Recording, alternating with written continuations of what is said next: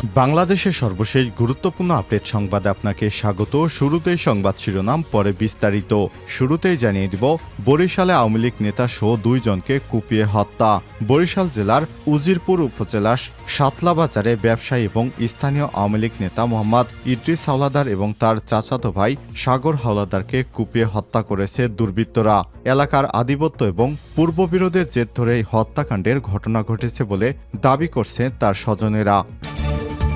এরপর জানিয়ে দিব, কোটা আন্দোলনকারীদের উপর নারায়ণগঞ্জের ক্যাডার শামীম ওসমানের গুলি ছোড়ার ভিডিও ভাইরাল। এবারে জানাবো, যেসব এলাকায় বন্যার পরিস্থিতি উন্নতি হয়েছে।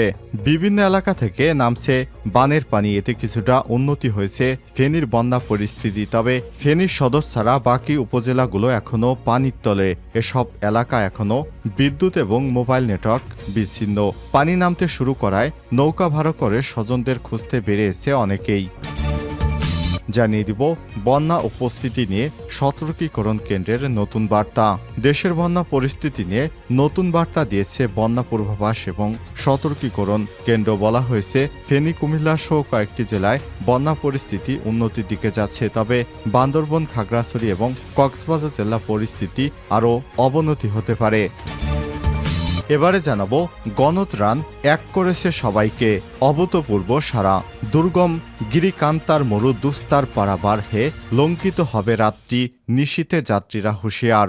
অসহায় জাতি মরিছে ডুবিয়া, জানে না সন্তরণ কাণ্ডারি, আজ দেখিবে তোমার মাতৃমুক্তিপণ। হিন্দু না ওরা মুসলিম, এই জিজ্ঞাসে কোনজন? কাণ্ডারি বলো তুমি ডুবিছে মানুষ, সন্তান মোর মার। কাজী নজরুল ইসলামের এই গানের কথার মতোই দলমত নির্বিশেষে, ধর্মবর্ণ নির্বিশেষে ছাত্র জনতা, রাজনৈতিক, সামাজিক, সাংস্কৃতিক সংগঠন সহ সবাই এক হয়ে বন্যা কবলিত মানুষের পাশে দাঁড়িয়েছে। এবং সর্বশেষ জানিয়ে দিব, রাস্তায় ব্যারিকেড দিয়ে আনসার সদস্যদের তীব্র আন্দোলন, তীব্র ভোগান্তি। দেশের 9 জেলায় ভয়াবহ বন্যা পরিস্থিতির মধ্যে আনসার সদস্যরা দায়িত্ব ছেড়ে দিয়ে ঢাকার রাস্তা দখল নিয়ে আন্দোলনে নেমেছে। চাকরি জাতীয়করণের দাবিতে রোববার আনসার সদস্যরা রাজধানীর প্রেস ক্লাব, হাইকোর্ট এবং সচিবালয় এলাকায় পুলিশি ব্যারিকেড ফেলে পুরো রাস্তা অবরোধ করেছে। এতে আশপাশের এলাকায় তীব্র যানজটের সৃষ্টি হয়েছে। সকাল 11টার দিকে হাইকোর্ট গেটের মুখে দেখা গিয়েছে আনসার সদস্যরা পুলিশি ব্যারিকেড ফেলে রাস্তা অবরোধ করে রেখেছে। এ সময় তারা অ্যাম্বুলেন্স, স্কুল কলেজের বাস এবং সরকারি জরুরি সেবা গাড়িও চলাচল করতে দিচ্ছে না। সকাল 9টায় তারা প্রথম প্রেস ক্লাবের সামনে রাস্তা অবরোধ করে। এরপর হাইকোর্ট মোড় এবং সচিবালয়ের মূল গেট পর্যন্ত ব্যারিকেড দিয়ে যান চলাচল বন্ধ করে দেয়। প্রিয় দর্শক, এতক্ষণ শুনছিলেন সংবাদ শিরোনাম, এবারে বিস্তারিত। তবে তার আগে বন্ধুরা, অনুরোধ থাকবে এই সংবাদটিতে একটি লাইক দিন। এই চ্যানেলে আপনি নতুন হয়ে থাকলে আমাদের সংবাদটি দেখতে দেখতে চ্যানেলটি সাবস্ক্রাইব করে রাখুন। কমেন্ট করে আপনার মূল্যবান মতামত জানিয়ে দিন বন্ধুরা এই সংবাদ সম্পর্কে আপনার মূল্যবান মতামত। এবারে বিস্তারিত। বরিশালে আওয়ামী লীগ নেতা সহ 2 জনকে কুপিয়ে হত্যা। বরিশাল জেলার উজিরপুর উপজেলার সাতলাবাজারে ব্যবসায়ী এবং স্থানীয় আওয়ামী লীগ নেতা মোহাম্মদ ইদ্রিস হাওলাদার এবং তার চাচাতো ভাই সাগর হাওলাদারকে কুপিয়ে হত্যা করেছে দুর্বৃত্তরা।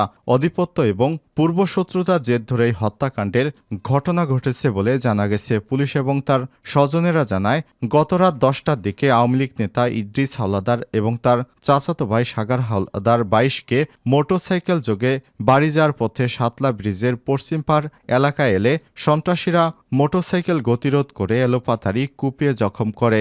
রাতেই স্থানীয়রা তাদের উদ্ধার করে প্রথমে আগেলছাড়া স্বাস্থ্য কমপ্লেক্সে, পরে বরিশাল সেবাসিহম হাসপাতালে নেওয়া হলে রাতে ইদ্রিস হাওলাদার মারা যায়। এদিকে গুরুতর আহত সাগর হাওলাদার রোববার সকালে সেবাসিম হাসপাতালে চিকিৎসাধীন অবস্থায় মারা যায়। স্বজনেরা অভিযোগ জানায়, গত কয়েকদিন ধরে মাছের ঘেরে নিয়ে বিরোধের জেরে ইদ্রিস হাওলাদারের দায়ের করা মামলার আসামিরা তাকে হত্যার হুমকি দিয়ে সে বিষয়টি নিষ্পত্তির জন্য চাপ দিচ্ছিল।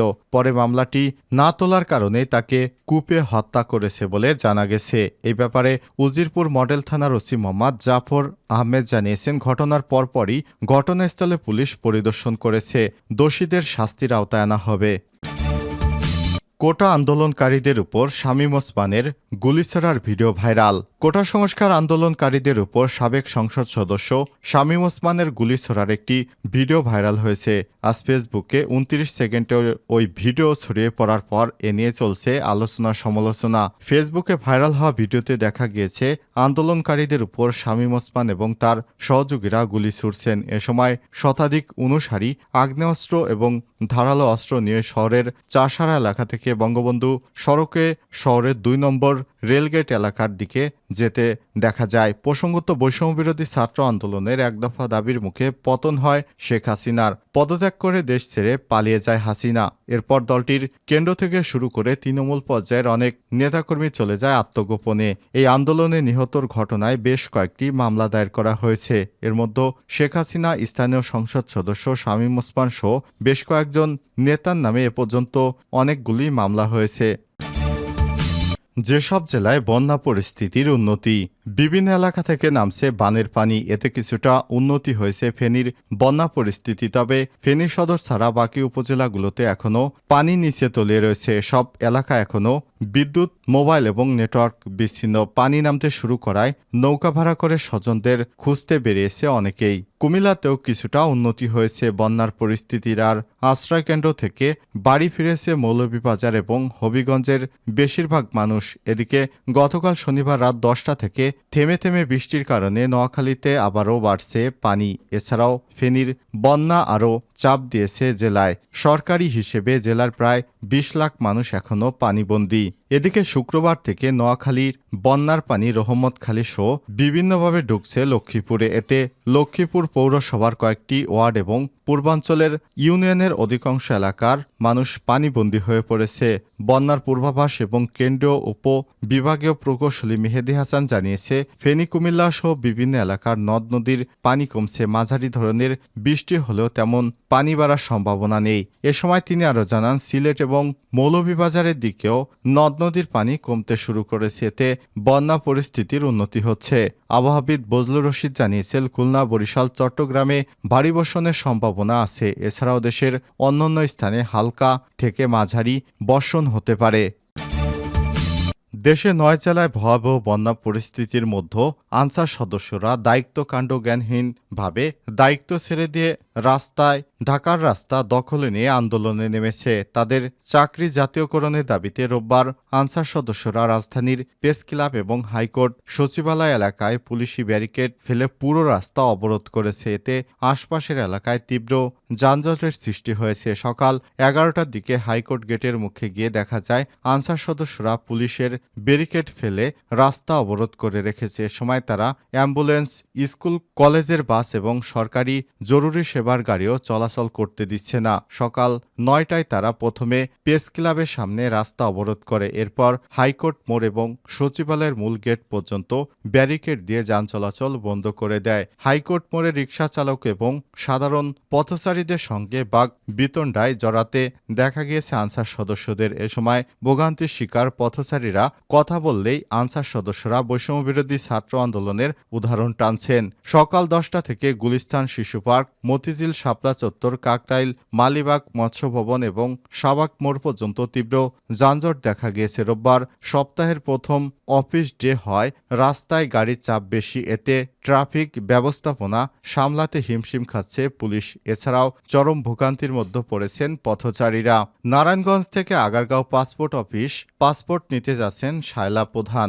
সঙ্গে তার ছোট বোনের ছেলে মেয়ে রয়েছে। তিনি বলেন, সকালে 9টার দিকে নারায়ণগঞ্জ থেকে বের হয়েছি। 11টার সময় গুলিস্তান এসে পৌঁছলেও এখন 12:30 পর্যন্ত প্রেস ক্লাব মোড় পার হতে পারিনি। শুনেছি প্রেস ক্লাবের এখানে আনসার সদস্যরা আন্দোলন করছেন। পরে বাস থেকে নেমে হাঁটা শুরু করেছি। আনসার সদস্যরা রাস্তা অবরোধ করে আন্দোলন করছে শুনলে বাসা থেকে আজ বের হতাম না। এদিকে হাইকোর্ট মোড়ে আনসার সদস্যরা রবিউল ইসলাম নামে এক পথচারীর উপর মারমুখী হন। ওই পথচারী রাস্তা বন্ধ করার কারণে জনদুর্ভোগ সৃষ্টি হয়েছে এটা বললে তার উপর চড়াও হন আনসার সদস্যরা। এ সময় কয়েকজন আনসার সদস্য এগিয়ে এসে রবিউলকে সরিয়ে নেয়। এ সময় রাস্তা বন্ধ করে আন্দোলনের বিষয় জানতে চাইলে বৈষম্যবিরোধী শিক্ষার্থীরা যখন রাস্তা বন্ধ করে আন্দোলন করেছে তখন এসব পথচারীরা কোথায় ছিল?